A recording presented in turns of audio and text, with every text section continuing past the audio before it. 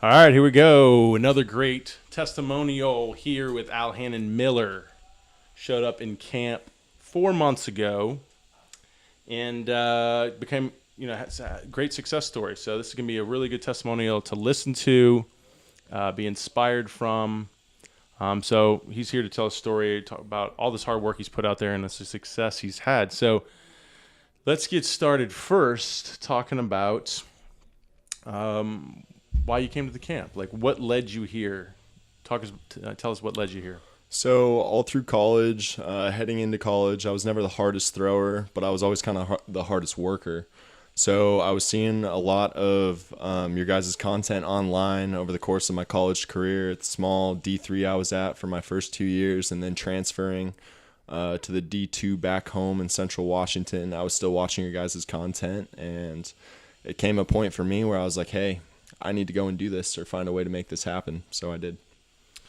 Yeah, and I've heard more of that story. Tell about how, the sacrifices you made. You talk about with your brother and you just financially raising the money to come down and attend the camp and put yourself here for 4 months. Just talk about how the sacrifices you had to make. Last summer in 2016, I'd been out of the game for about 6 months. I'd taken 6 months off after transferring to the school I was at back home at Central Washington and walking onto their team and pitching out of the pen for them. And then walking on to a 10-day tryout in my hometown of Yakima. The Pippins, they have a summer team out there, and I had a 10-day with them and made the walk-on tryout and threw out of the pen for them as well. So after having a couple opportunities to go and play baseball again after transferring back home, I was kind of burnt out. I'd tried out a couple times in a row, and I was constantly proving myself. I was throwing fairly hard, but nowhere of which I felt I was capable. So after those two experiences, I took about 6 months off, got a job at the gym back home, went to school. My younger brother transferred in. We worked out a lot. Just kind of did normal life for 6 months. And after a little bit of time, people started to approach me, old teammates, old coaches, and they're like, man, what are you doing? What are you doing with your time? I was like, I'm just doing normal life. And the more I thought about it, the more I was just kind of unsatisfied with where I was at. I was like, I'm not ready to do this. So last February, I woke up and I told my younger brother, I was like, man, I really feel like I need to pick the ball back up. And he's like, I think that's a really good idea. You need to go make that happen. So one of my best friends and my younger brother, Josiah, my younger brother, and my best buddy, Nico Face, he and I, or the three of us, went and I got ready for 3 months, played summer ball in Seattle for, I think, all of 4 starts. I didn't do it for very long, but I threw for an old coach I used to know over there. And I was just working back at home still in Ellensburg and commuting over to Seattle to make starts on the weekend. And about 4 starts in, I was like, man, I need to get out of here if I really want to pursue this. So I called my school and I said, hey, I'm going to take the fall and the winter off. I'm going to go and work, because my older brother had called me, Jay, who's up in Alaska with his wife Morgan and their 2 kids, my nephew and niece. They said there's an opportunity to come up here and work because it was king salmon fishing season. So with that being around the corner, I told them I'd consider it, and it only took me about 20 minutes because I was just working a job and getting back into baseball over on the west side. And I was like, man, I really want to make a change. This might be an opportunity for me to make some money and go do this training program, really pursue baseball. So I called him back in 20 minutes of him calling me, and I was like, man, I'm going to come up. Let's get a ticket. Let's make this happen. So we did, and then I called my school after that and said, hey, I'm going to take the fall and winter. I'm going to go work, maybe see you in the spring. I'm going to go do this. And they said, wonderful, sounds good. So I took off up there for right around 6 weeks and worked the king salmon fishing season with my oldest brother and his wife and my niece and nephew. And that was an amazing experience. That was huge for me. And then I came home, worked in a fruit warehouse, a freezer for 2 months while I got my body weight back up and trained. I stepped off the boat at 205 and I had gone on at 225. So I'd been working really hard, just focusing on doing what I could to help. He was really patient with me, and I think it worked out really well. I was able to come home and put a little money in my pocket and then get to work again and start training to get ready to come down here, because I knew I'd have to at least show up in as good a shape as I was in, because I wanted to do really well. I'd be out there with my brother on the boat, and we'd be out for quite some time, and we were talking in the back, and I was like, man, I've seen these videos. I want to go do this. I really feel like I can do this. And I kind of talked about some of the goals, and I started looking at some of the numbers that the guys had put up down here, and I was like, man, I really feel like I can do that. And when I got home, I didn't feel any different. As we were landing, I was thinking to myself, man, I really want to do this. And my next thought was, we'll go and prove it. Follow through on this. Get the rest of the money you need to, and get yourself down there and make this happen. So I got home and worked for about 2 more months out at a fruit warehouse with my younger brother, and just kind of grinded through that situation. I was eating a ton. Getting back into the gym that first night, it was terrible. I was like, I got a long ways to go. I got a lot of work to do. So I worked hard over that 2 months and got down here, talked to Brent and talked to Steven after watching David Ardsma's interview with The Road to 90 Miles an Hour. And I really felt like I embodied the kind of guy he was talking about. And I was like, I'm going to go make this happen and find a way. And Steven opened up a place for me, and you opened up the facility to me with all the stuff that I needed to do to make this training happen. And all the guys were super receptive too. I mean, right off the bat, Kalen was the guy walking me through stuff. And it was amazing just arriving and having a place at Stevens and getting to know all the guys. And right away, within the first little while, everyone's trying to go out of their way to help me. And I think it really cut down on my transition time. So, well, talk about when you got to camp. So talk about the impression of camp. I mean, it was pretty cool. We were talking how you get to go to camp with Julian Merriweather, who's in AA with the Indians, and so you got to be around someone at the professional level in the camp. Talk about that experience, kind of the mindset that gave you, and then talk about what the camp was like, and kind of what what woke you up, or what things that you learned from the camp, or what things that inspired you to go forward. Give us a little bit about that moment going through the camp.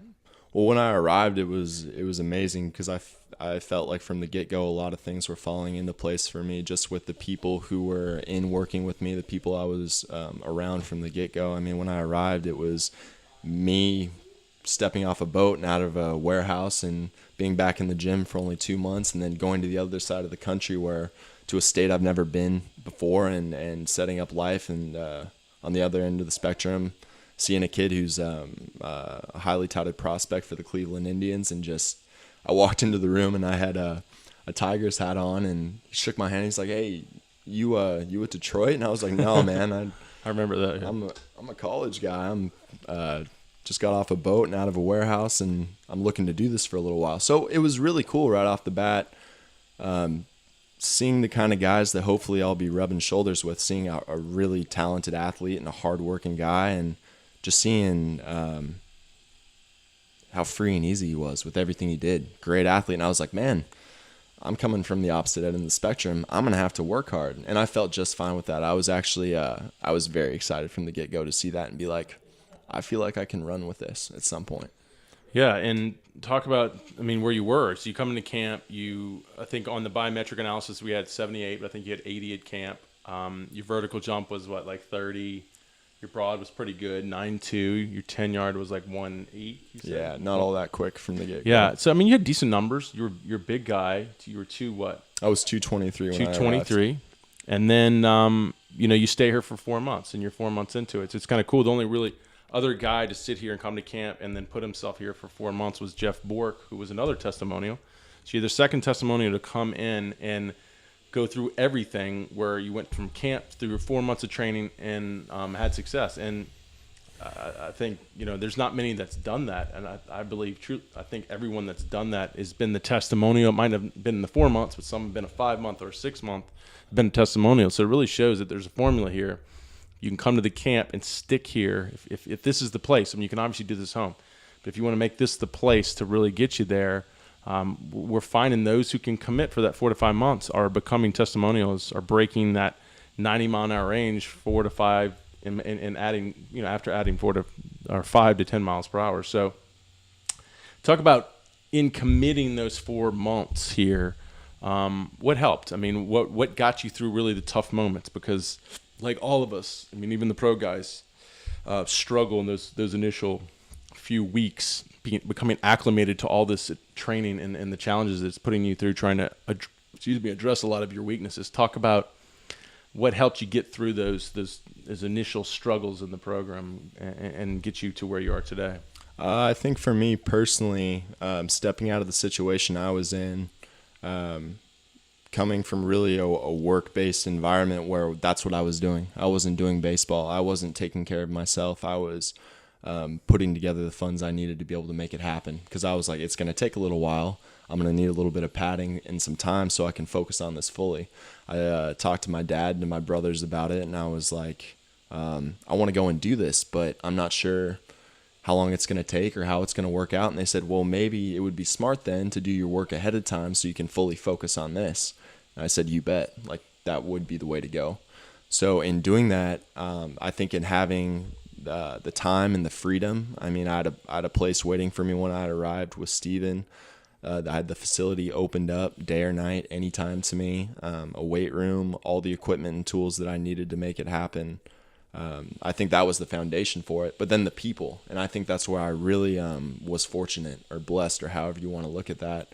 The people and the environment from the get-go, the other guys my age who are working, the guys who are not pro yet, they were super helpful. And then to have the pros on top of that, to be able to push me and to work with me and to answer questions and be accessible. I really couldn't have asked for a better situation to put it together, and it was a grind though. So talk about, it was pretty cool. You told the story about David Ardsman, about seeing him when you were a kid, and then you get to live with him. Talk about how that influenced your success. So when I was 14, 15 years old, I'd only been to a few games at Safeco, but one of those in particular I went to with my mom and my 2 younger brothers and younger sister. We got a chance to get baseball signed by David. At the time he was with the Seattle Mariners, and he was throwing hard, having a lot of success. And I don't even quite remember that. I just remember him. I remember the DA, number 53. I remember him coming out of the bullpen.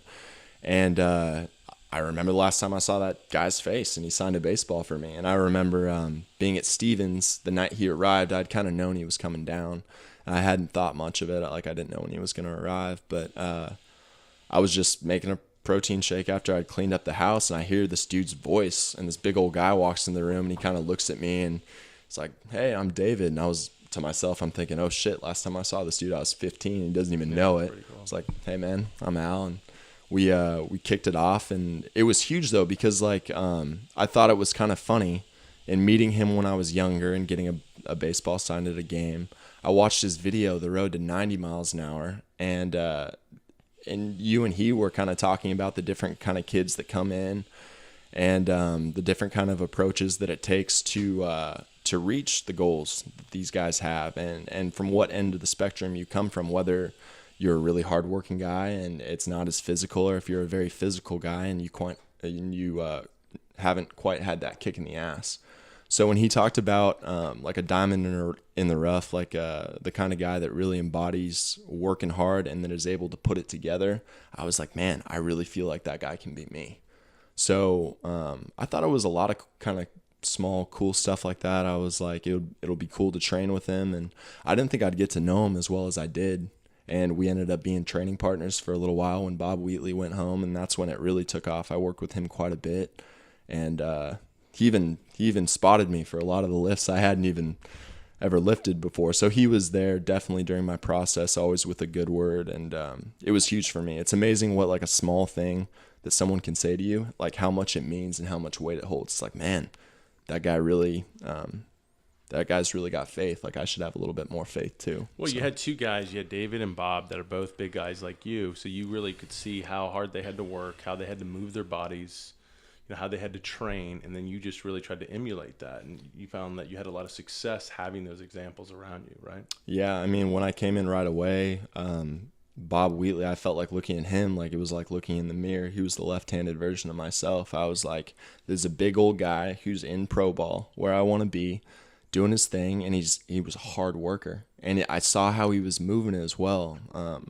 what was kind of cool is I had both of those guys. And I remember within the first week of David being down here, I kind of made my way over. I was like, hey man, like, can I get in and do med balls with you guys when you guys are doing it? Just because like seeing you guys do it, I feel like that's how I learn quite a bit, seeing how you guys move and how much effort you're putting into it. And I kind of feel like I was missing that a little bit, how much I had to offer. But in looking in the mirror, kind of looking at their bodies, seeing how hard they were working, I was like, man, if these guys can do it, I think I can too. So I think it definitely helped push me to another level. Yeah, I think that's been cool. Been lucky to have, guys like David, Bob, Chris Medlin, even Matt Marksberry here, who have played at the top level, the MLB level, and it really gives you a good perspective. Like you can actually put them on your level because they're just normal guys. I mean, they're obviously very talented and they really have, most of them have very good mental edges. That's how they got to that level. So you do learn from them, but isn't it good to be able to see them on the same level and put you at their level, Yeah, that was another big jump for me in being down here. I felt like I had a lot of learning experiences, a ton of learning experiences, as much in nearly 4 months as I did in 3 years of college. And I thought that was kind of funny because in meeting these guys and talking to them, not only did I learn they were just normal, hardworking guys, but also that there's not a lot separating you. Like they're just willing to put in the time and work hard. And I kind of felt if I can do what they're doing, eventually I feel I can have the results as well. And they made it very real for me. They made it very, I don't know. They made it seem like it was right there. With David, it was the work. We just clicked right away. We'd train together. I watched him throw. I'd gun him a little bit. I watched what Bob was doing, and it was about the work. When Chris showed up, everything was very matter of fact. He's just like, man, don't complicate it too much. Just do what you have to do. Mm-hmm. Even in catch with him, it was amazing in 20 minutes what I learned.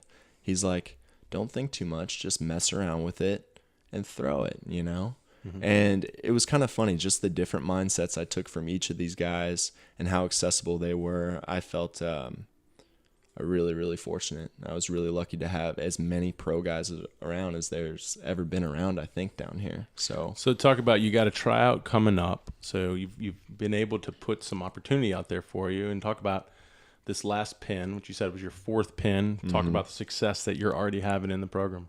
So as I've been ramping up, my good buddy Nico back home, he had gotten a call from the Rockland Boulders, and they had reached out to him and said, hey, you have any guys?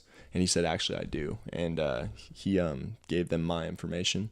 And I didn't think I'd get a call, but a couple days ago, got a call, and they said, hey, we'd love to have you out in May if you don't sign in April, and we'd love to have you throw and see if you'd be a fit for us. So that was the first opportunity. And then yesterday, 2 of the guys I've been training with, Josiah and John DeBoard, they had kind of been prepping and getting ready with me with the preseason program. And Josiah had been reaching out to some guys, and he said one of the guys from the Joliet Slammers had reached out to him and said, hey, you want to throw at the University of Memphis? And Josiah's like, absolutely, let's go ahead and make this happen. And he said, I got a couple buddies who are in the same position I am. Would they be fine to come along? And the guy's like, absolutely. So the chance to kind of show what we're doing now is coming a little earlier than I thought. I thought I'd have a couple more weeks. Some of the bigger tryouts for Frontier League are coming up in the next 2 to 3 weeks. But yeah, so we'll be doing that on Monday up at the University of Memphis. And then yesterday with my my 4th pen, I've steadily been averaging a higher and higher velocity, and last night I sat 89 over 22 pitches and topped out at 91, and I really feel good heading into the second kind of half of my preseason training, and I think it will be even higher. I still feel there's more to offer, and I don't know. Like I feel like I definitely haven't peaked yet. I think there's a lot more to offer. Yeah, I mean, I think so too. I mean, we see things that you can make improvements with in your biomechanics. I want to do a full biometrics video again, so we can show the improvements, because you can really see these big improvements. And you do see a lot more gains that'll be made, especially when you get some adrenaline. You sit in front of the scouts, or when you get signed and you go play this year, you're going to have a lot of adrenaline going, and you're going to see your ball speed go up, maybe 92, 93, which would be awesome. So, I mean, just coming from camp, that's a good, say, 10, maybe 11-mile-an-hour increase in 4 months. And talk about just how the other measurements have gone up. Talk about your verts and your broads and mobility and stuff like that. How have those gone up? Yeah, I feel like I moved to the opposite end of the spectrum. Like I definitely came in with a huge strength base, and I was able to move myself more over to I guess adding speed. I guess Speed and motor control. You got good at getting into the positions and understanding how to be more well-rounded as an athlete. Yeah, I mean, in coming in, I had a 9.2 broad jump, which is like a 9.10 now. I had a 30.3 inch vert, which is now a 37.5. I'm definitely faster. Definitely faster. Body weight went up. I think I peaked at 240 pounds. I came in at 223. I'm sitting at about 232 right now. I've dropped a little bit of weight. I haven't been in the weight room as much as you would with the off-season program, but definitely feeling better because of that too. I mean, the vert was unbelievable. 37 inches. That's the highest we've ever had in here. And so that's a 7-inch increase on vert plus a good 20-something pounds or more.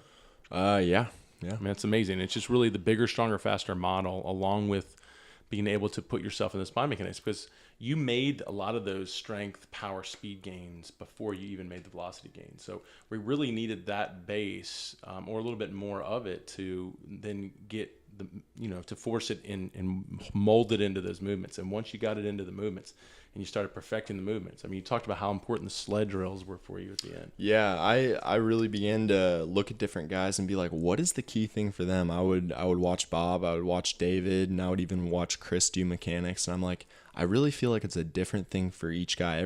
Everybody's kind of working on the same thing, but there are different cues and there are different tools to help guys either get into position or to help them feel what they need to be feeling.